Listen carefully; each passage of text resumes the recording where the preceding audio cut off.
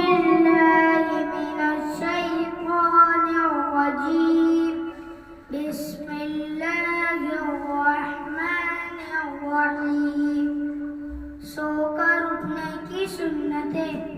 Number 1، نیند سے اٹھتے ہی دونوں ہاتھوں سے چہرے اور آنکھوں کو مل لینا تاکہ نیند کا خمار دور ہو جائے۔